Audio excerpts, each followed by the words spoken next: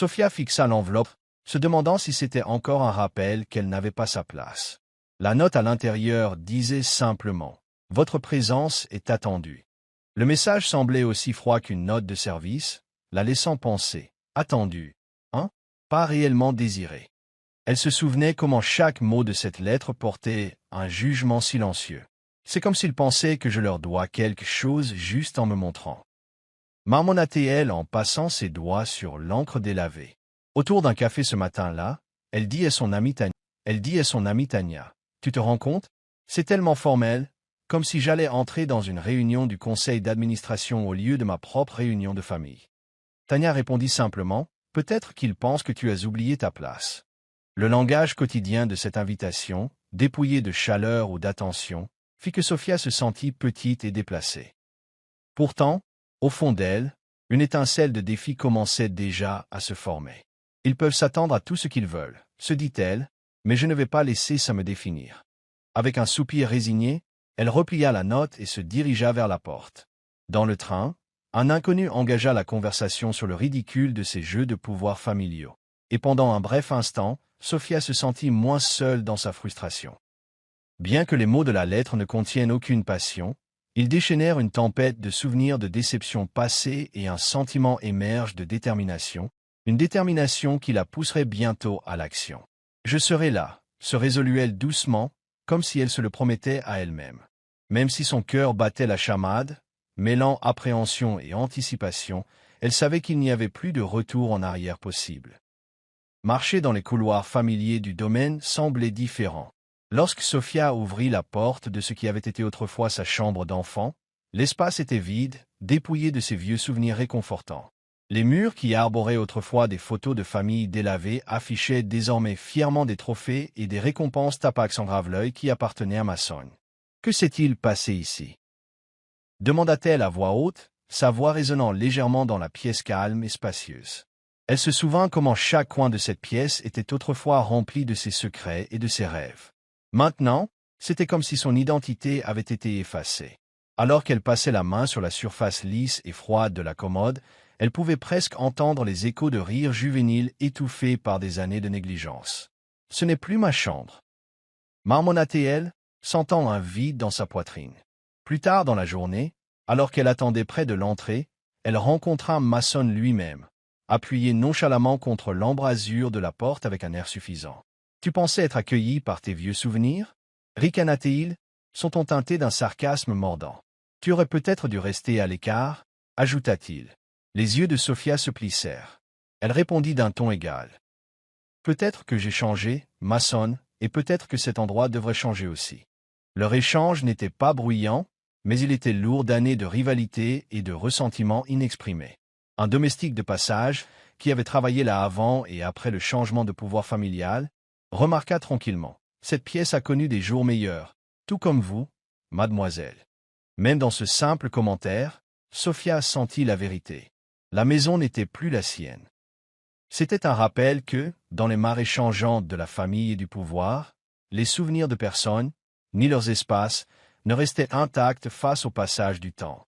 Au dîner ce soir-là, alors que tout le monde était réuni dans la grande salle à manger, Richard jeta un coup d'œil à Sophia et dit, de sa manière habituellement laconique, « Tu as l'air fatigué. La vie sans mari doit être épuisante. » Le commentaire n'était pas censé être une marque d'inquiétude, mais il piqua comme une insulte bien rodée. De l'autre côté de la table, Masson lui lança un rapide sourire narquois et dédaigneux, comme si ses difficultés personnelles étaient la blague récurrente de la famille. « Allez, papa, ça suffit. » Sophia interrompit finalement, sa voix douce mais ferme. « Je vais très bien, » répondit-elle, bien que les mots ressemblent plus à une défense qu'à une déclaration de force. Le rire de son père qui suivit fut bourru et sans sympathie. « Bien, hein? Tu apprendras bien assez tôt quand tu seras dans le vrai monde, » rétorqua-t-il, ses yeux brillant d'un mélange d'arrogance et de déception. La tension à table était palpable, et le tintement banal de l'argenterie sur la porcelaine fine ne faisait qu'empirer les choses. Une des employées de maison, une femme au bon cœur nommée Margie, qui avait vu Sophia grandir dans le domaine, se pencha et murmura. « Ne le laisse pas t'atteindre, ma chérie. » Sophia réussit un petit sourire en guise de remerciement, même si le goût amer de ses mots persistait.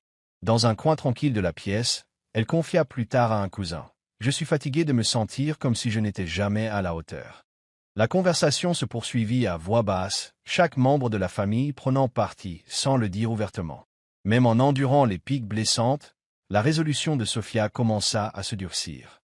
« Je suis fatiguée de faire semblant que tout va bien », murmura-t-elle lorsqu'une pause survint enfin, se jurant qu'elle prouverait sa valeur à sa manière, même si cela signifiait défier tout ce qu'on lui avait dit sur qui elle était censée être.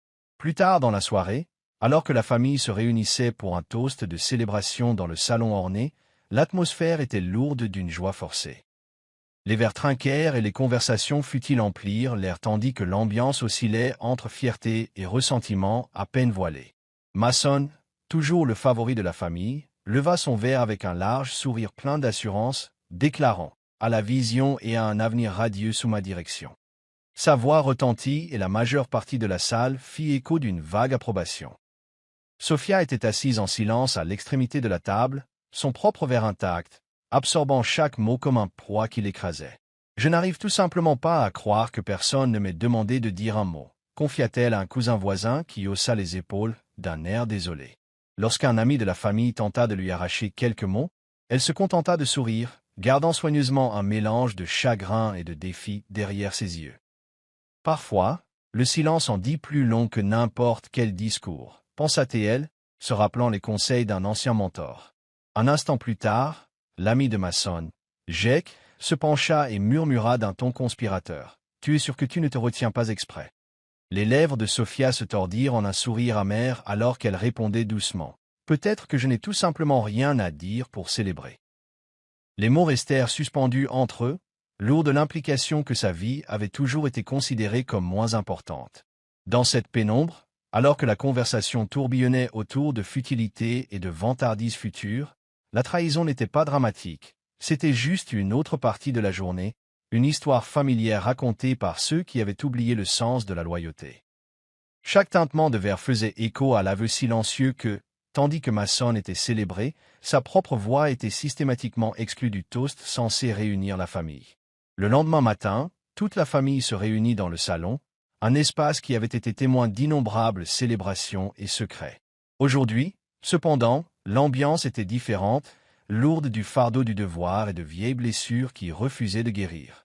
Richard s'éclaircit la gorge, son ton neutre annonçant. « Finissons avec cette formalité. » L'atmosphère était tendue, la pièce emplie de murmures d'anticipation, et tous les yeux étaient fixés sur la liasse de papier qui allait bientôt dévoiler le sort du domaine familial. Sophia était assise tranquillement au fond, le cœur battant, tandis que l'avocat, maître Darrow, commençait la lecture du testament. Ces mots lents et délibérés avaient une façon de rendre la vérité presque détachée, comme s'il ne s'agissait que de jargon juridique. « Je sais que ce n'est pas ce à quoi certains d'entre vous s'attendaient, » dit-il, marquant une pause pour laisser le silence s'installer.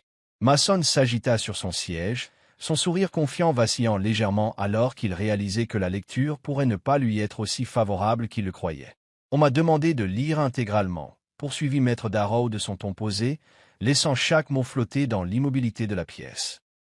L'esprit de Sophia s'emballa alors qu'elle essayait de reconstituer chaque phrase, chaque clause. Elle attrapa des bribes de remarques chuchotées par des parents proches, des commentaires à moitié cachés, destinés à saper ou à soutenir. « C'est juste une autre façon de te dire où tu te situes, » marmonna un homme, à peine audible. « Je suis juste content de ne pas avoir à être à la place de Sophia, » lança doucement quelqu'un d'autre, ne réalisant pas la blessure dans son ton.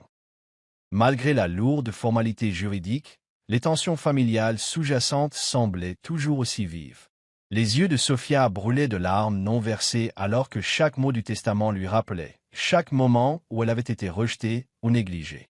Et tandis que la voix de maître Darrow emplissait la pièce du destin de l'héritage familial, elle se jura silencieusement de reprendre sa vie en main, même si cela signifiait se dresser seule contre le courant des attentes.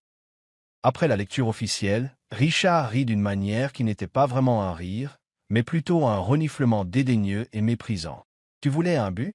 Voilà ton but. Apprends à survivre, » dit-il, sa voix résonnant contre les hauts plafonds du salon. C'était une pique destinée à blesser, un rappel que Sophia était considérée comme une pensée après coup dans le grand schéma des choses. Tandis que Mason recevait des tapes dans le dos et des hochements de tête approbateurs de la part des personnes présentes, Sophia sentit le poids de chaque affront comme s'il s'agissait d'une pierre dans sa poche. « C'est tout simplement horrible », dit-elle doucement à un cousin sympathique qui avait observé les débats les sourcils froncés. « Mais tu sais quoi? Je ne vais pas laisser ce vieil homme décider de ce que je vaux, déclara-t-elle, essayant de se convaincre autant que le cousin. À un moment donné, alors que la tension dans la pièce devenait insupportable, Sophia se pencha pour murmurer à son voisin assis à côté d'elle. « N'avez-vous jamais l'impression que nous sommes juste là pour remplir le rôle de quelqu'un d'autre ?» Le voisin secoua seulement la tête, s'excusant de s'être lui aussi lassé du cycle sans fin de dénigrement et de mépris. Même si le rire de Richard s'estompait, le mal était fait. Sophia entendit chaque mot comme s'il était dirigé droit sur son cœur. « J'ai toujours espéré être vue pour qui je suis vraiment, » se murmura-t-elle, même si la pièce était remplie de voix la jugeant en silence. À cet instant, avec chaque sourire narquois et chaque commentaire dédaigneux tourbillonnant autour d'elle, elle se sentit plus déterminée que jamais à prouver que survivre ne suffisait pas. Elle était destinée à prospérer, même si cela signifiait contrarier tous ceux qui avaient jamais douté d'elle. Avant que la tension ne puisse s'apaiser davantage, Maître Darrow s'éclaircit la gorge, ramenant tous les regards vers l'avant de la pièce. Sa lente diction portait un poids inattendu alors qu'il annonçait « On m'a demandé de faire une pause et de révéler un amendement d'Islalan. » La pièce tomba dans le silence, et pendant un instant, même le sourire confiant de Mason vacilla d'incertitude. « Que voulez-vous dire? Un amendement ?» murmura quelqu'un. Tandis que les yeux de Richard se plissaient suspicieusement face à cette tournure inattendue, le pouls de Sophia s'accéléra. Elle avait l'impression que chaque seconde s'étirait, chaque moment chargé du potentiel d'un bouleversement dramatique. « Je suis désolé » balbutia-t-elle doucement, n'osant croire ce qu'elle entendait. L'avocat continua, sa voix calme et mesurée comme s'il récitait des répliques d'une pièce bien répétée. « Islalan, notre matriarche bien-aimée, a laissé des instructions spécifiques destinées à protéger ceux qui lui étaient chers. À cet instant, le fossé habituellement silencieux entre l'attente et la réalité s'effondra. Alors que les murmures grandissaient, Sophia échangea des regards avec quelques membres de la famille qui avaient toujours été ses alliés discrets dans l'ombre. « C'est de toi qu'il s'agit, n'est-ce pas ?» chuchota l'un d'eux, mi-admiratif, mi-incrédule. Le silence qui suivit fut aussi lourd qu'un poids de plomb, chaque personne aux prises avec le renversement soudain des rôles qui allait bouleverser leur monde familier. Même le ton impérieux de Richard vacilla alors qu'il tentait de reprendre le contrôle de la conversation. « Cela ne peut pas être correct, » lança-t-il, bien que sa voix ait perdu une partie de son autorité habituelle. Mason s'agita, son sourire narquois disparaissant dans l'atmosphère chargée. Pour la première fois cette nuit-là, Sophia vit son avenir non pas comme une continuation de rejets sans fin, mais comme un champ de bataille sur lequel elle pourrait enfin remporter une victoire. Le cœur battant et l'esprit en ébullition, elle rassembla son courage. C'était le moment où le passé et le présent se heurtaient, et rien ne serait plus jamais pareil. Alors que Maître Darrow commençait à lire à haute voix le contenu de la lettre d'Isla, la pièce sembla s'effacer à l'arrière-plan, remplacée par l'écho puissant d'une voix du passé. « Si jamais ma petite fille est moquée, diminuée ou négligée, alors je lui donne le plein contrôle de ma part de la société et du domaine. Sans condition, » déclarait la lettre, chaque mot résonnant avec conviction. Sophia écoutait attentivement, les yeux rivés sur le papier vieilli alors qu'il détaillait son héritage inattendu. « Ce n'est pas seulement une clause légale, c'est une promesse, » se murmura-t-elle, sentant une vague chaleureuse de validation qui contrastait vivement avec la froideur des débats précédents. De l'autre côté de la pièce, Richard se pencha en avant, le visage crispé d'incrédulité comme s'il essayait de chasser ce qu'il considérait comme une absurdité. « C'est scandaleux !» grogna-t-il, incapable de contenir sa colère.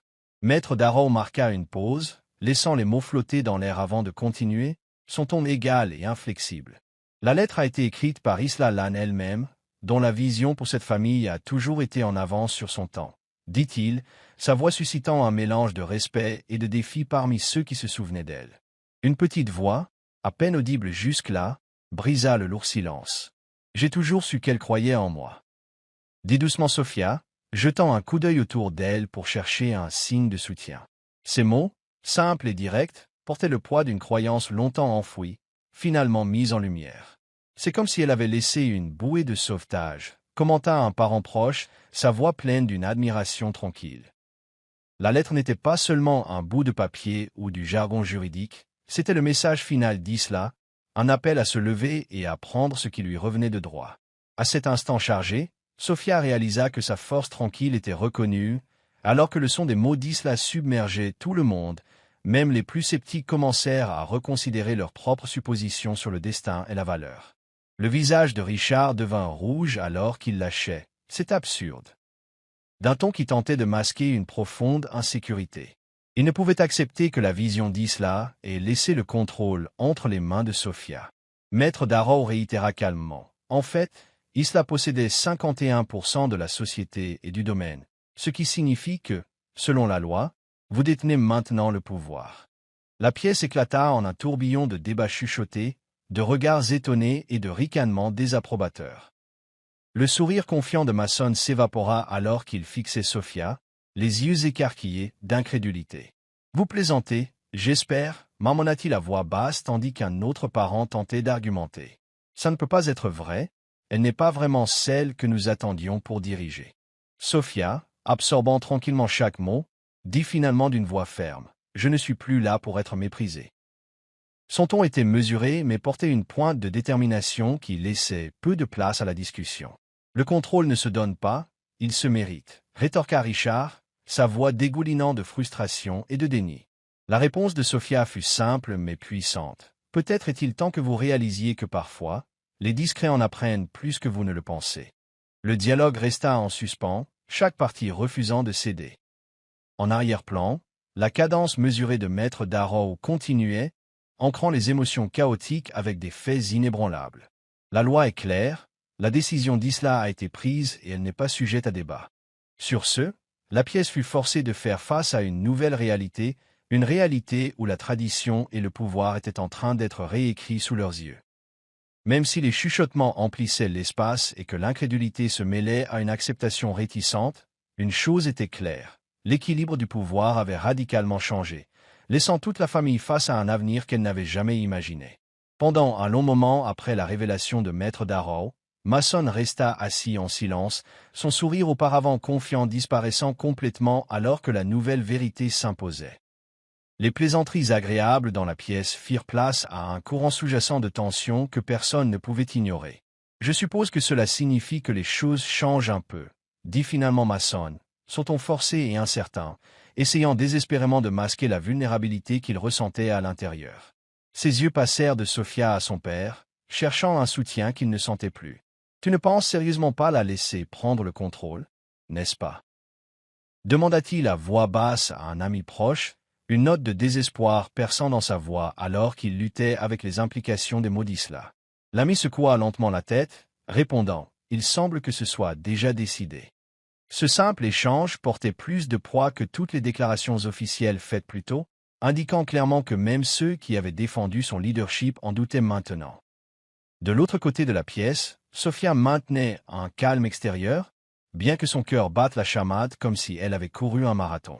Elle capta des bribes de conversation, Richard marmonnant sur la fierté perdue et un membre du conseil exprimant des inquiétudes concernant un leadership inattendu, et sut que le changement était loin d'être bienvenu. « Je n'ai jamais demandé ce combat », se remarqua-t-elle tranquillement, bien qu'elle sente une étincelle de résolution se construire en elle, l'idée de ce qui l'attendait, les défis de se prouver dans un monde qui ne l'avait jamais prise au sérieux.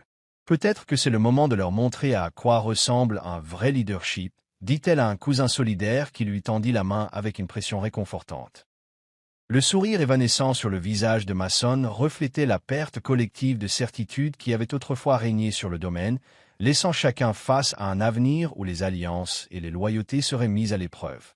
La tension dans la pièce s'épaissit alors que la voix de Richard prenait un air de finalité lorsqu'il dit « Sophia, tu ne peux rien diriger. » Ces mots étaient vifs et dédaigneux, suggérant une croyance de longue date selon laquelle le leadership exigeait de la dureté et une certaine manière d'être que, à ses yeux, Sophia ne possédait tout simplement pas. « Tu es douce », continua-t-il en la regardant avec mépris et en ajoutant, « tu pleures trop et tu lis de la poésie au lieu de comprendre les affaires. » La critique frappa fort, et pendant un instant, La pièce retint son souffle alors que les yeux de Sophia brillaient de larmes non versées.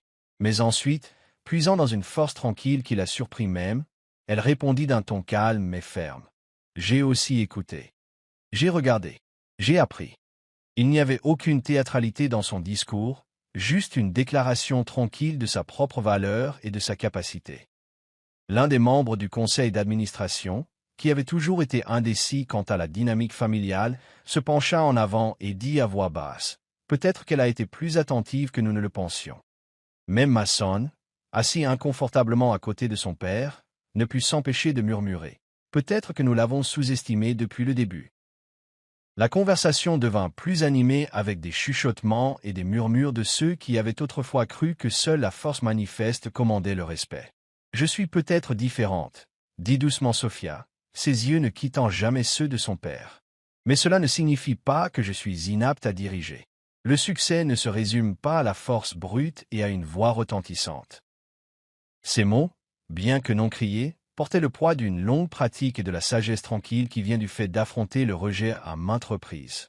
La pièce sembla changer alors que sa voix résonnait, un rappel que la force n'est pas toujours bruyante et que le leadership peut provenir d'une résolution constante et mesurée plutôt que de l'agression seule. À cet instant, c'est comme si tous les yeux dans la pièce voyaient une nouvelle version de Sophia émerger, une version qui n'avait plus de temps pour les jugements mesquins ou les idées dépassées sur ce qui fait un leader.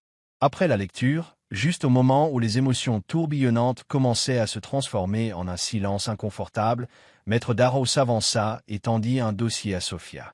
Sa couverture était simple, mais le poids qu'il portait était immense. « Ceci contient tout ce dont vous avez besoin, » dit-il tranquillement, comme s'il partageait un secret confidentiel. Sophia prit délicatement le dossier, ses doigts tremblant légèrement.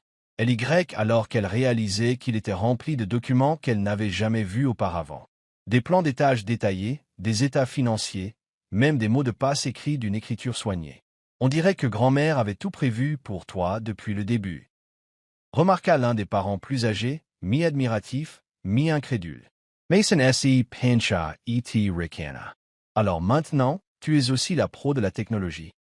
En réponse, Sophia réussit un sourire crispé. « Je ne suis pas ici pour être l'acolyte, » dit-elle fermement. « Je suis ici pour comprendre les choses et faire ce qui doit être fait. » En parcourant les pages, elle réalisa que chaque détail avait été méticuleusement préparé par Isla, un dernier acte de générosité et de prévoyance.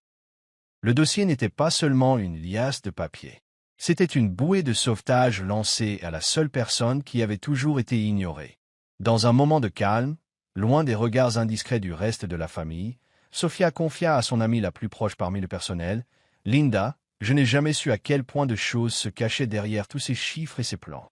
C'est comme si elle m'avait laissé une carte secrète pour tout ce gâchis. » Linda hocha la tête avec sympathie, répondant, « Tu as toujours eu une façon de voir les choses que les autres négligeaient, sauf. » Cette simple validation fit naître une résolution croissante en elle. Tandis que les documents sur les pages étaient des rapports et des chiffres arides, ils pointaient également vers des pratiques contraires à l'éthique, des opportunités manquées et un héritage familial qui exigeait un changement. « Je n'ai peut-être pas toujours été le choix évident, » murmura Sophia, « mais je suis prête à retrousser mes manches et à faire ce qui doit être fait. » Le dossier serré dans sa main, Sophia s'avança vers un avenir qu'elle n'avait jamais prévu, déterminée à découvrir les secrets qui lui étaient dévoilés et à prouver enfin que les discrets sont ceux qui savent vraiment ce qui se passe. L'information contenue dans le dossier était accablante, mais au moment où l'avocat eut fini d'expliquer chaque détail, une chose devint parfaitement claire. Le domaine lui appartenait légalement. « Je ne veux pas me battre, » dit Sophia, sa voix calme mais empreinte de détermination alors qu'elle s'adressait à un petit groupe de parents inquiets. « Mais je ne me laisserai plus mettre de côté. » Ces mots, simples et directs, dissipèrent la confusion persistante dans la pièce. Le visage de Richard, habituellement si plein de fierté, rougit de colère. « Tu fais une erreur, » cracha-t-il, s'étouffant presque de sa propre incrédulité. « Je ne pense pas que tu comprennes ce que cela signifie. » Mais Sophia, ayant déjà passé de longues heures à éplucher les documents, savait exactement ce qui était en jeu. « Je comprends assez pour savoir qu'il ne s'agit pas de se battre pour le pouvoir, » répondit-elle en jetant un coup d'œil à ceux qui observaient maintenant avec un mélange d'espoir et d'incertitude. « Il s'agit de réparer les choses. » Son ton portait une promesse inébranlable, le vœu de non seulement préserver l'héritage familial, mais aussi de corriger sa longue histoire d'injustice et de traditions dépassées. Même Mason, qui avait jugé en silence les débats, ne put s'empêcher de baisser les yeux alors que la conviction de Sophia emplissait l'espace. Pas besoin d'être aussi dramatique, marmonna-t-il à voix basse, bien que même lui sût que ce changement dépassait les simples querelles familiales. À cet instant, avec les papiers et les faits juridiques préparant le terrain, le parcours de Sophia passa d'une existence discrète et négligée à un chemin difficile vers le leadership et la responsabilité. Et alors qu'elle se tenait là, indiquant clairement qu'elle ne serait plus méprisée, les anciennes dynamiques du domaine commencèrent à s'effriter face à un ordre nouveau et inattendu. La révélation avait clairement tout changé, et le calme et l'autorité de Richard ne purent résister au choc du moment. Son sourire, autrefois confiant et inflexible, se mua en un masque de pur dépit alors qu'il sortait de la pièce en trombe. « Profite bien de ton petit règne », lança Mason, ses mots teintés à la fois de sarcasme et de résignation alors qu'il suivait leur père. Même si Mason s'était autrefois prélassé dans la gloire d'être le fils préféré, le revirement soudain des événements le laissa chercher désespérément ses marques. Sophia, pendant ce temps, resta ancrée sur place, absorbant toute la force de ce qui se passait. À voix basse, un membre du conseil d'administration remarqua « Je n'aurais jamais cru voir le jour où notre propre sang se retournerait contre nous. » Un autre chuchota à un ami. « C'est comme si le sol venait de trembler sous nos pieds. » Seule dans un couloir maintenant vide après l'agitation, Sophia sentit un mélange de tristesse et de détermination monter en elle. « Je n'ai rien demandé de tout ça, » marmonna-t-elle doucement, presque comme pour se consoler de la morsure de la trahison. Mais sous cette tristesse se cachait une nouvelle ténacité. « Je ne vais pas laisser leur négativité m'abattre. » Se jura-t-elle tranquillement, une promesse qui résonnait même dans les échos épars des couloirs vides. La colère et l'amertume qui tourbillonnaient maintenant au sein de la famille semblaient être une vieille habitude, une habitude à laquelle elle n'avait jamais pu échapper. Peut-être que c'est exactement ce dont nous avions besoin, pensa-t-elle, un bouton de réinitialisation appuyé par le destin, me donnant une chance de faire les choses différemment. Et alors que la porte claquait derrière Richard, scellant l'instant, Sophia s'avança vers l'avenir incertain d'un pas déterminé, prête à affronter les questions difficiles qui l'attendaient. Plus tard dans la soirée, après une journée frustrante remplie de disputes chuchotées et de doutes persistants, Sophia revint d'une promenade dans les jardins du domaine. L'air vif de la nuit ne parvint guère à apaiser le tumulte dans son esprit. C'est alors qu'elle découvrit quelque chose de tout à fait déconcertant. Les serrures de la porte de son bureau avaient été changées. Se tenant sur le seuil, elle essaya son code d'accès plus d'une fois pour se heurter à une barrière inflexible. « Ils sont vraiment en train de faire ça, n'est-ce pas ?» marmonna-t-elle, sa voix mêlée d'incrédulité et de colère. De l'autre côté de la porte, elle pouvait à peine entendre de faibles murmures du personnel de passage, tous partageant les mêmes regards confus. Sortant son téléphone, elle appela immédiatement son avocat. « Officialisez ça. Je veux que tout soit documenté, » ordonna-t-elle sèchement en faisant les 100 pas dans le couloir obscur. L'appel fut bref, concis, et laissait entrevoir une résolution bouillonnante de lutter contre chaque affront. « Je ne vais pas me laisser enfermer hors de ce qui m'appartient, » dit-elle. Son ton était teinté à la fois de défi et d'une pointe de tristesse face à la rapidité avec laquelle la confiance avait commencé à s'évaporer. En attendant la confirmation que ses droits légaux étaient respectés, Sophia surprit des bribes de conversation de bureau, des bribes qui confirmèrent ses pires soupçons concernant un complot visant à la mettre à l'écart. « C'est exactement comme ça qu'ils te traitent toujours », remarqua tranquillement un employé de longue date à un autre, leurs paroles emplies d'une amertume résignée. Bien que les serrures de la porte ne constituent qu'une petite barrière physique, pour Sophia, elles représentaient le rejet très réel et profondément personnel auquel elle était confrontée depuis des années. Maintenant, à chaque minute qui passait, la porte verrouillée devenait un symbole de tous les revers qu'elle devrait surmonter. « Je suis peut-être enfermée pour l'instant », se murmura-t-elle, debout dans le couloir silencieux. « Mais pas pour longtemps. » Et sur ce, elle partit chercher une solution, déterminée à prouver qu'aucune porte ne pourrait jamais l'empêcher de récupérer ce qui lui revenait de droit. Le lendemain, alors que la lumière du matin filtrait à peine à travers les vieilles fenêtres du domaine, Sophia se retrouva assise à une grande table imposante pour sa toute première réunion du conseil d'administration. La pièce était remplie d'un mélange de cadres chevronnés et de membres de la famille réticents, chacun la regardant avec une curiosité qui frisait le scepticisme. Alors qu'elle prenait place, quelques personnes échangèrent des regards mal à l'aise, comme si elle était une invitée inattendue à leur propre événement. L'air était chargé de tension et chaque personne dans la pièce semblait attendre que quelqu'un d'autre prenne la parole. « Bonjour à tous », commença doucement Sophia, sa voix étonnamment ferme malgré la pression écrasante. « Je sais que ce n'est pas ainsi que nous avions prévu que les choses se passent, mais je veux que vous sachiez que je suis ici pour aider à redresser la situation. » Pendant un instant, la pièce tomba dans le silence avant qu'un membre du conseil ne plaisante. Alors, la fille silencieuse prend enfin la parole. Le commentaire, voulu comme une plaisanterie, ne fit que souligner les préjugés auxquels elle s'était heurtée pendant des années. Pourtant, Sophia continua, partageant sa vision de la transparence, du fair-play et de la responsabilité. « Je ne m'attends pas à ce que tout le monde soit d'accord tout de suite, » admit-elle, « mais j'attends de nous que nous travaillions ensemble si nous voulons que cette entreprise familiale survive. » Ces mots, bien que simples, résonnèrent chez beaucoup. Alors qu'elle exposait ses plans de restructuration des départements, de traitement des pratiques financières douteuses et même d'augmentation des avantages sociaux pour le personnel de base, quelques hochements de tête approbateurs commencèrent à apparaître. Même ceux qui avaient autrefois douté d'elle furent contraints de reconnaître l'approche réfléchie et pratique qu'elle exposait. La discussion qui suivit fut animée, remplie de questions, de petites objections et même de quelques rires. Mais dans cette pièce, Sophia avait réussi à faire passer la conversation d'un ton de rejet à un ton d'espoir prudent. « Nous pourrions apprendre quelque chose ici », commenta un dirigeant sceptique, arrachant un petit sourire à Sophia. Ainsi, avec une présentation étayée par les recherches minutieuses du dossier d'Isla et sa propre détermination, la réunion du conseil marqua un tournant. Un premier pas vers un avenir où chaque voix, y compris la sienne, comptait. Car cet après-midi-là, en examinant les rapports financiers du domaine dans un coin tranquille de son nouveau bureau, Sophia découvrit quelque chose qui lui donna la nausée. Les chiffres ne collaient pas, il ne s'agissait pas seulement de quelques erreurs de transcription. Au lieu de cela, elle découvrit des irrégularités profondément ancrées qui laissaient présager une corruption généralisée. Les chiffres révélaient des pratiques contraires à l'éthique, des fournisseurs soudoyés pour contourner les règles, des factures gonflées dissimulées dans des comptes cachés et des amendes environnementales enfouies si profondément qu'elles apparaissaient à peine à la surface. « Cela ne peut pas être vrai », marmonna-t-elle, ses doigts tremblants alors qu'elle pointait une série de documents qui exposaient les faits nus des malversations financières. Ne voulant pas tirer de conclusions hâtives, elle appela son conseiller financier de confiance, Marc, dans son bureau. « Marc, j'ai besoin que vous regardiez ces chiffres, » dit-elle en lui tendant le dossier d'une voix qui vacillait entre l'urgence et l'incrédulité.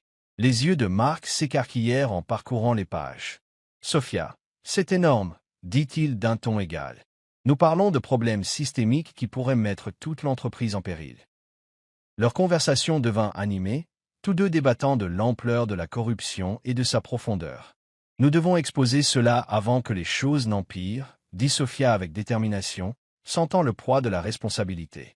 La révélation n'était pas seulement un revers mineur, c'était la pointe d'un iceberg, une indication que des pratiques contraires à l'éthique avaient pu prospérer pendant des années sous couvert de tradition.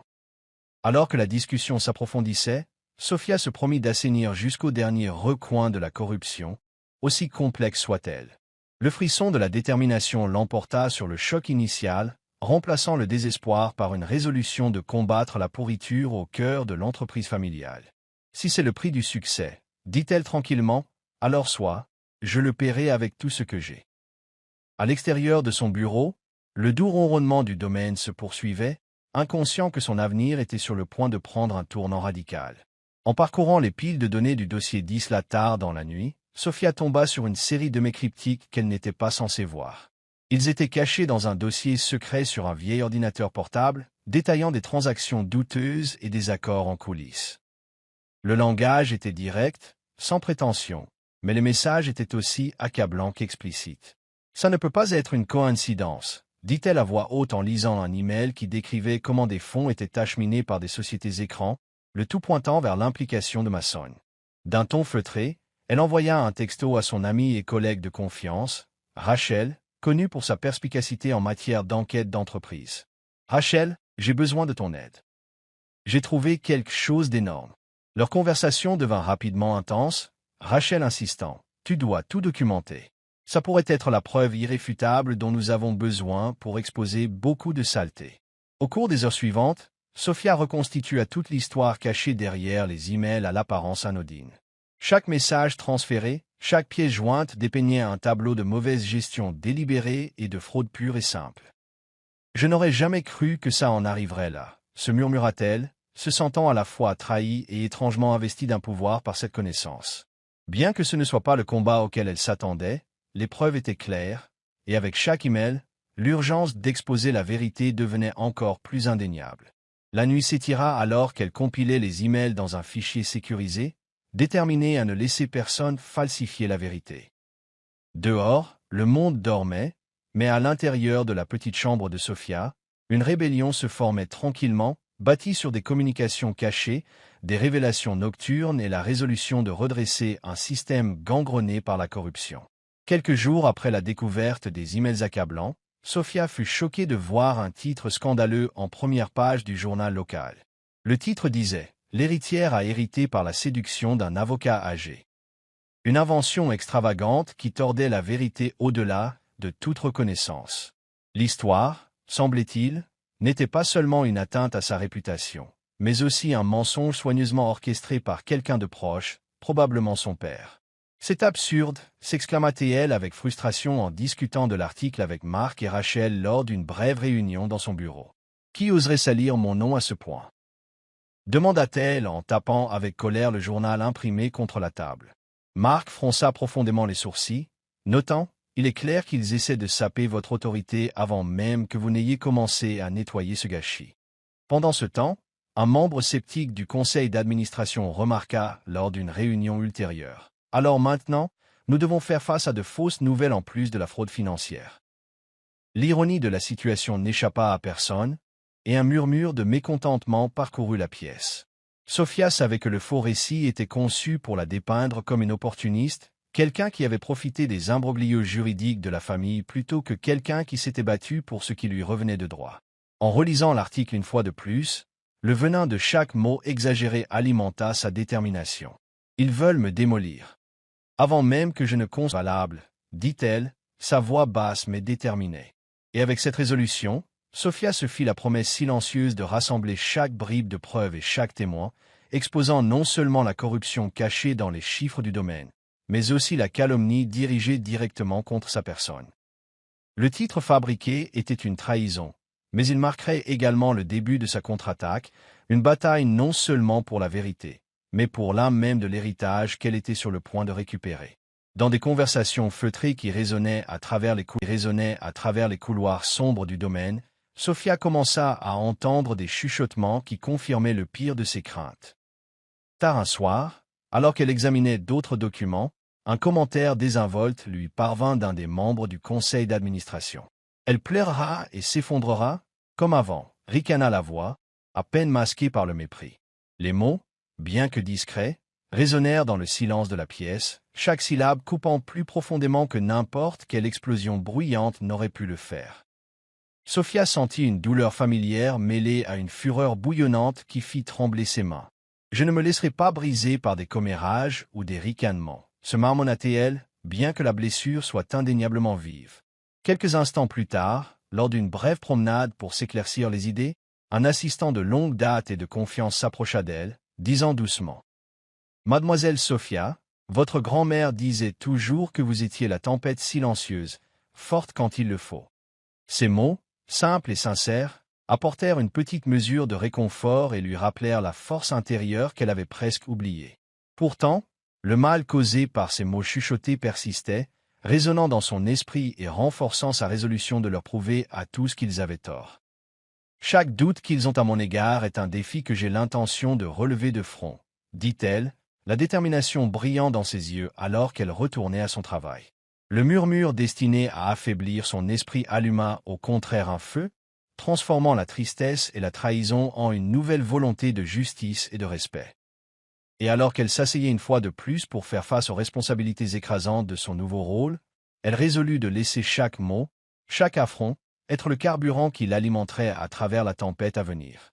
Un matin frisquet, Alors que Sophia traversait les coins tranquilles des couloirs labyrinthiques du domaine, elle entendit une voix douce et familière l'appeler. « Mademoiselle Sophia, votre grand-mère disait que vous étiez la tempête silencieuse. » Se retournant, elle vit le vieux concierge, M. Billings, appuyé sur sa serpillière comme s'il l'attendait.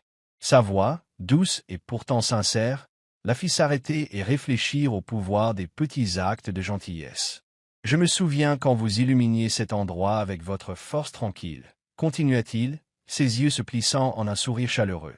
Sophia sentit une vague de gratitude et un rappel doux amer de toutes les fois où elle avait été négligée. « Merci, Billings. »« Ça signifie beaucoup, » répondit-elle, son ton doux, comme si elle partageait un secret entre vieux amis.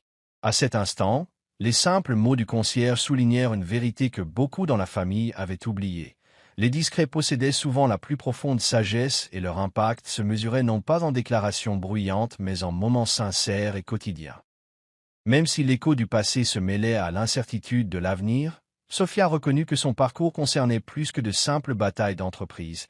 Il s'agissait de récupérer un héritage et de restaurer la foi dans les valeurs que sa grand-mère avait toujours chéries. « Je vous promets que je ne vous décevrai pas, » dit-elle, la détermination dans sa voix reflétant à la fois gratitude et résolution.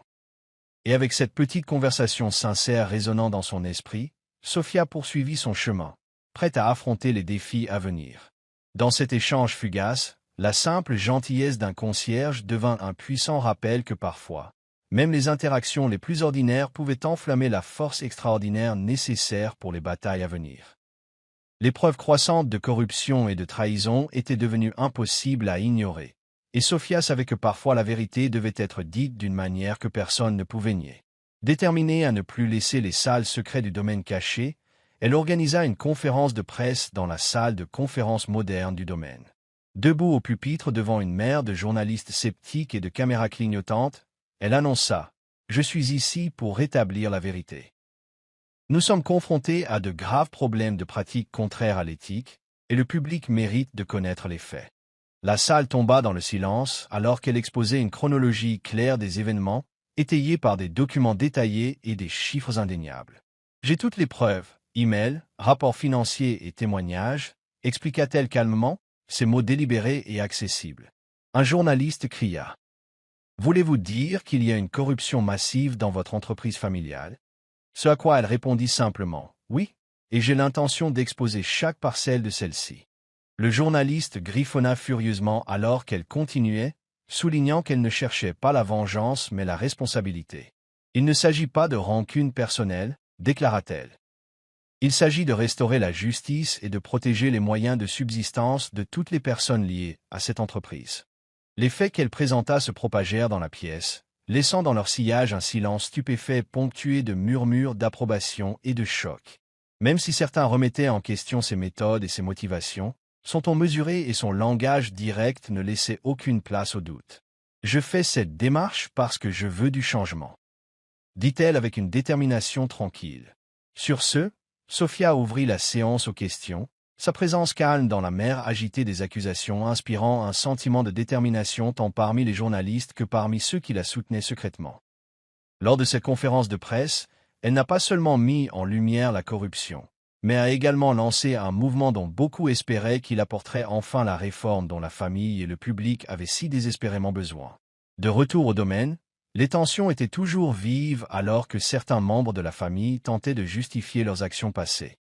Lors d'un échange tendu dans le salon faiblement éclairé, Richard confronta Sophia, sa voix s'élevant avec un mélange de colère et de fierté blessée. « Tu te crois meilleur que moi, n'est-ce pas ?» lança-t-il, ses yeux se plissant alors qu'il luttait pour garder le contrôle. Sophia soutint son regard avec calme. « Je n'essaie pas d'être meilleur, » dit-elle tranquillement. « Je veux juste que les choses soient justes. » La conversation s'envenima rapidement, Richard insistant sur le fait que la dureté traditionnelle était ce qui bâtissait les empires, tandis que Sophia expliquait qu'un vrai leadership venait du fait de faire ce qui est juste et de protéger ce qui compte. « La morale ne va pas remplir un compte en banque, » lança Richard, son ton chargé d'amertume. Sophia répondit, « Peut-être pas, mais elle empêche une entreprise de s'effondrer quand la cupidité prend le dessus. » Leur dialogue fut interrompu lorsque Mason, appuyé contre une lourde table en bois, intervint sarcastiquement. « Et alors ? Allons-nous vraiment laisser les sentiments nous diriger le spectacle maintenant? La pièce crépita de tension alors que la joute verbale se poursuivait.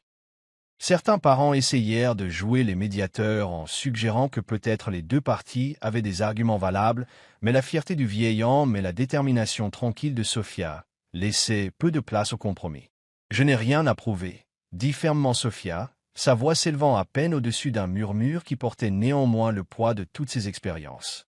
« Je suis ici pour faire ce qui est juste, que cela vous plaise ou non. » À cet instant passionné, ces mots suscitèrent un hochement de tête silencieux de quelques membres du conseil d'administration et un regard consterné des autres.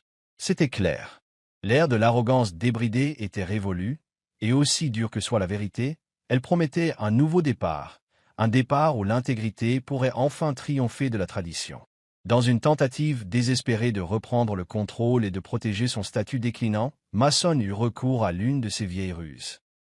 Tard dans la soirée, lorsque les couloirs du domaine étaient silencieux et que le bourdonnement des ordinateurs remplissait l'air, il approcha un informaticien connu pour sa discrétion. « Écoute, dit Mason d'un ton bas et conspirateur, si tu ajustes juste quelques petites choses de mon côté, peut-être que je peux aider à ce que les choses fonctionnent plus facilement. » Mais l'informaticien, sentant l'intention malhonnête, hésita. « Je suis désolé, Mason. » répondit-il prudemment, « je ne peux vraiment pas faire ça. » Le refus, aussi direct soit-il, ne fut pas bien reçu. « Tu ne comprends pas, mec ?» grogna doucement Mason, baissant encore la voix, « c'est du business. Tu veux rester en bons termes ?» Mais l'informaticien secoua fermement la tête, sa conscience l'emportant sur toute crainte de perdre une faveur. « Je ne suis pas à l'aise avec ça. » répéta-t-il, indiquant clairement que la corruption n'était pas quelque chose qu'il envisagerait, quelle que soit la pression. Plus tard dans la nuit, des rumeurs commencèrent à circuler dans tout le domaine concernant la tentative louche de Mason. Dans des conversations feutrées, quelqu'un commenta « J'ai entendu dire qu'il avait essayé de manigancer quelque chose avec le service informatique. » Les mots chuchotés se transformèrent rapidement en accusations directes, alimentant un mécontentement déjà latent parmi le personnel. Pour Sophia, qui avait travaillé sans relâche pour nettoyer le gâchis, la nouvelle fut à la fois une confirmation de ses soupçons et une justification de son engagement envers la transparence. « Je savais qu'il se passait plus de choses en coulisses », fit-elle remarquer à l'un de ses conseillers de confiance le lendemain. La trahison n'était pas seulement un affront personnel, c'était le signe que la corruption et les manigances égoïstes étaient allés trop loin. Même si les tactiques de Mason avaient échoué cette fois, l'incident servit de rappel brutal que chaque action entreprise par ceux qui étaient au pouvoir était scrutée. Et alors que la nouvelle se répandait, Sophia réalisa que gagner la confiance à la fois du personnel et du conseil d'administration pourrait être la première étape pour restaurer l'intégrité de l'empire familial. Je mets fin au sillage des révélations publiques et des luttes intestines. La pression sur l'entreprise familiale atteignit un nouveau sommet lorsque plusieurs actionnaires influents exigèrent un vote pour décider de l'avenir de la direction de l'entreprise. Lors d'une réunion organisée à la hâte dans une salle de conférence moderne et élégante, bien éloignée des traditions du vieux domaine, Sophia se retrouva face à des visages sévères et des regards sceptiques. « Nous avons besoin de stabilité », remarqua sèchement un actionnaire, « et nous ne pouvons pas risquer une direction qui n'a pas fait ses preuves. » Sophia écouta attentivement alors que l'un après l'autre exprimaient leurs doutes, la pièce chargée de tension et d'incertitude. Prenant une profonde inspiration, elle se leva et s'adressa à tous avec une clarté calme qui démentait la tempête en elle. « Je comprends vos préoccupations, » dit-elle, sa voix ferme et sincère. « Mais la confiance n'est pas quelque chose qui se donne simplement, elle se gagne par la transparence, le travail acharné et un engagement sincère envers l'équité. » Ces mots, simples et honnêtes, semblèrent toucher une corde sensible. Certains actionnaires échangèrent des regards qui s'adoucirent légèrement, comme si sa sincérité avait ébranlé leurs doutes. « Je suis prête à diriger cette entreprise de la bonne manière, » continua-t-elle, une manière qui ne soit pas uniquement motivée par le profit, mais par des principes. Le débat fut intense, mais finalement, après des heures de discussion, le vote eut lieu. C'était un moment de vérité, un test pour savoir si la vieille garde allait enfin abandonner un système qui ne fonctionnait plus. Lorsque les votes furent dépouillés, les résultats furent clairs. La majorité soutenait la direction de Sophia. Un murmure d'approbation se répandit dans la pièce. Même ceux qui avaient initialement été sceptiques se retrouvèrent à reconsidérer leur position, reconnaissant tranquillement qu'une nouvelle perspective était peut-être exactement ce dont on avait besoin. « J'apprécie la confiance que vous m'avez accordée », dit Sophia en concluant la réunion, ses yeux reflétant à la fois soulagement et détermination. Sur ce, la salle éclata en un mélange d'applaudissements prudents et de murmures d'espoir pour un avenir meilleur. Pour Sophia, le vote n'était pas seulement une victoire formelle, c'était un triomphe personnel sur des années où elle avait été sous-estimée. Plus tard dans la soirée, en examinant de vieux souvenirs de famille dans un coin tranquille du domaine, Sophia découvrit une enveloppe écornée, cachée dans la fente d'un bureau longtemps inutilisé. À l'intérieur, écrite de la main élégante et fluide d'Isla, se trouvaient les dernières paroles de la matriarche, un message destiné uniquement à Sophia. « Si tu lis ceci jusqu'ici, » commençait la lettre, chaque mot empreint à la fois de chaleur et d'un sens féroce du devoir, cela signifie qu'ils t'ont encore sous-estimé. Mais souviens-toi, la force n'est pas toujours bruyante, c'est la détermination tranquille qui te guide à travers les moments les plus sombres. Alors que Sophia lisait et relisait ces phrases sincères, une gamme d'émotions la submergea. Tristesse pour le passé, gratitude pour la sagesse transmise et une volonté inébranlable d'endosser le rôle qu'elle avait toujours été destinée à jouer. « Grand-mère, tu as toujours su » murmura-t-elle doucement, une larme s'échappant malgré tous ses efforts pour rester stoïque. Le langage simple de la lettre résonna profondément en elle, des mots simples et quotidiens qui ressemblaient à une conversation avec quelqu'un qui la connaissait avant même qu'elle ne comprenne ce qu'était la force. À cet instant, elle comprit que ses luttes, les rebuffades et chaque fois qu'elle avait été négligée faisaient toute partie d'un plan plus vaste, un plan destiné à la préparer à cette responsabilité même. Sophia serra la lettre contre elle, se promettant de ne pas laisser ses mots se perdre. « Je vais te rendre fière », jura-t-elle, sa voix à peine plus forte que le doux bruissement des feuilles à l'extérieur. Le souvenir des dernières paroles d'Isla alimenta une détermination aussi discrète que puissante. Avec une conviction renouvelée, Sophia s'avança vers un avenir qui lui appartenait désormais. Déterminée à transformer chaque défi en leçon et chaque trahison en une occasion de prouver que le vrai pouvoir ne vient pas de l'arrogance, mais de la poursuite constante et honnête de ce qui est juste. Le jour du vote final arriva et l'atmosphère dans la salle du conseil était un mélange d'anticipation et d'espoir prudent. Alors que les actionnaires entraient dans la pièce, on sentait de manière palpable que quelque chose d'important allait changer.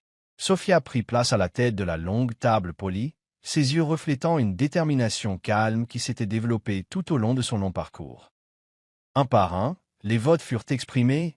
Lorsque le décompte final fut révélé, un murmure d'incrédulité se transforma en applaudissements enthousiastes. « Le vote est unanime », annonça Maître Darrow, sa voix portant le poids de la confirmation officielle. Même les critiques les plus sceptiques dans la pièce ne purent s'empêcher de reconnaître que la décision était claire. Pour beaucoup, il ne s'agissait pas simplement de pouvoir d'entreprise, c'était une réaffirmation que l'intégrité et la persévérance avaient enfin triomphé. Le regard de Sophia balaya la pièce alors que ceux qui avaient autrefois douté d'elle se tenaient maintenant dans une admiration silencieuse et respectueuse. « Je ne suis pas venue ici pour être une figure de proue, » dit-elle, son ton doux mais débordant de résolution. « Je suis ici pour diriger et pour restaurer l'équité. » Le moment fut à la fois triomphal et empreint d'une humilité discrète. Un sentiment de soulagement l'envahit alors que des années de mépris et de petites trahisons s'évanouissaient, remplacées par la promesse d'un nouveau départ. À voix basse, un membre de longue date du conseil d'administration murmura à un collègue. « Elle a vraiment notre soutien maintenant. » L'unité dans la pièce, subtile mais indéniable, signifiait plus qu'un changement de direction. Elle représentait un tournant pour toute l'entreprise. Alors que la réunion se terminait, Sophia prit une profonde inspiration, sortant de la salle du conseil avec un sourire déterminé. Le vote unanime n'était pas seulement un mandat légal, c'était une victoire personnelle qui marquait le début d'une nouvelle ère pour une entreprise familiale longtemps accablée par de vieilles rancunes et des traditions dépassées. Et à chaque pas qu'elle faisait par la suite, elle portait les espoirs de tous ceux qui avaient cru qu'un type de leadership différent et meilleur était possible. Peu de temps après l'annonce du vote unanime, alors que Sophia était occupée à coordonner les prochaines étapes pour réorganiser l'entreprise, un coup à la porte apporta une livraison inattendue. Lorsqu'elle l'ouvrit, sur une petite table se trouvait une mystérieuse boîte enveloppée de papier brun uni. À l'intérieur de la boîte, soigneusement arrangée et vieillie par le temps, se trouvait une photo d'enfance de Sophia avec une note manuscrite griffonnée au dos. Je ne méritais pas de t'élever, mais je suis content que tu te sois élevé toi-même. La note, que l'on croyait provenir de Richard dans un rare moment de vulnérabilité, ou peut-être de regret, laissa Sophia avec des émotions mitigées. Pendant un instant, elle fixa la photo, voyant non seulement un reflet de sa jeunesse, mais aussi les échos d'une enfance assombrie par les attentes strictes de son père. « Papa » murmura-t-elle pour elle-même, incertaine de devoir prononcer le mot à voix haute. Le simple geste, malgré son amertume, était un rappel des liens compliqués qui la liaient à un héritage familial qu'elle était déterminée à remodeler. Ce jour-là, alors que collègues et nouveaux alliés se rassemblaient pour la féliciter de la victoire du jour, Sophia prit un moment seule pour réfléchir à la photo. « C'est plus qu'un simple souvenir », dit-elle doucement à un ami de confiance qui était passé. « C'est la vérité d'où je viens, et ça va me rappeler chaque jour que j'ai un passé dont il vaut la peine d'apprendre, même s'il n'est pas parfait. » La boîte était petite, mais elle contenait un monde de signification. Un aperçu des remords conflictuels d'un père et de la capacité à un plat. Câble d'une fille et alors que le poids de ce geste pesait doucement sur son cœur, Sophia résolut de le laisser la guider. Désormais, chaque décision serait éclairée non seulement par l'ambition de redresser les torts, mais aussi par la vérité brute et non polie de sa propre histoire personnelle. À la suite du vote unanime et des révélations chargées d'émotions, Sophia commença à remodeler l'entreprise familiale d'une main ferme et avec une vision claire. Elle initia des changements radicaux qui modifièrent tout, de la structure organisationnelle de l'entreprise à son approche de la responsabilité sociale des entreprises. Nous devons valoriser chaque membre de l'équipe, pas seulement les gens au sommet, déclara-t-elle lors d'une de ses premières réunions, s'adressant à des cadres supérieurs sceptiques. Alors qu'elle restructurait les départements, s'assurait que chaque employé était payé à sa juste valeur et créait même des fonds de bourse pour aider les jeunes talents. La détermination tranquille de Sophia se transforma rapidement en un respect généralisé.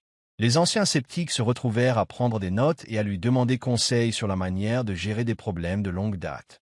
Je n'aurais jamais cru que la fille silencieuse en était capable.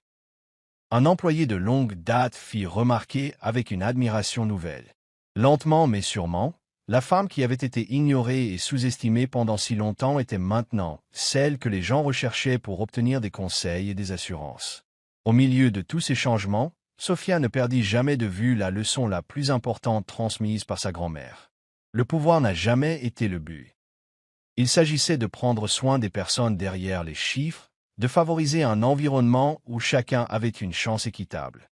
Et bien qu'il y ait encore des chuchotements dans les couloirs et des défis à venir, elle se comportait avec une confiance tranquille qui rassurait même les membres du conseil les plus blasés. « Je suis ici non seulement pour diriger, mais pour élever tout le monde en cours de route. » dit-elle à un groupe de chefs d'équipe nouvellement nommés lors d'une discussion informelle, un sourire jouant sur ses lèvres alors qu'elle voyait l'étincelle d'espoir dans leurs yeux.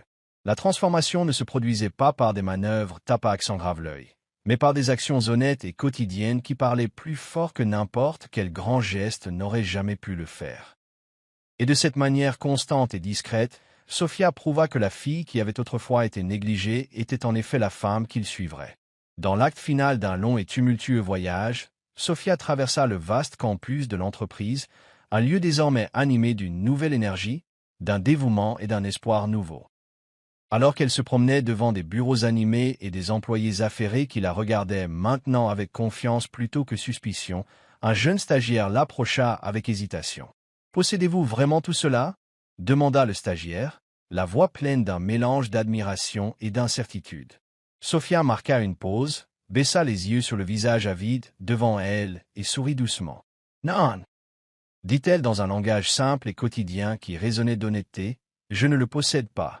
J'en prends juste soin jusqu'à ce que la prochaine fille soit prête à prendre la relève. » Ces mots n'étaient pas des déclarations vantardes de pouvoir, mais plutôt une humble reconnaissance que la véritable force de l'entreprise résidait en chaque personne qui y travaillait.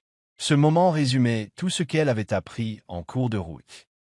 Que le pouvoir ne réside pas dans ce que vous détenez sur les autres, mais dans la manière dont vous leur donnez les moyens de créer un avenir meilleur. Alors qu'elle poursuivait sa promenade, Sophia réfléchit au chemin tortueux qu'il avait mené d'une fille discrète et méprisée à une dirigeante qui avait gagné sa place grâce à sa résilience, sa compassion et sa pure détermination. Chaque défi auquel elle avait été confrontée et chaque trahison qu'elle avait surmontée l'avait forgée en une dirigeante qui se souciait davantage des personnes et des principes derrière l'entreprise que de manier le pouvoir pour le pouvoir lui-même. Et alors que le soleil se couchait doucement sur un campus désormais rempli de promesses et de progrès, Sophia savait que son parcours ne consistait pas seulement à récupérer ce qui lui appartenait autrefois, il s'agissait de construire un héritage qui inspirerait la prochaine génération. Dans ce crépuscule réfléchi, chaque pas faisant écho à l'espoir et à une résolution inébranlable, elle embrassa la vérité que le pouvoir n'avait jamais été le but, mais simplement le moyen de créer un changement durable et positif.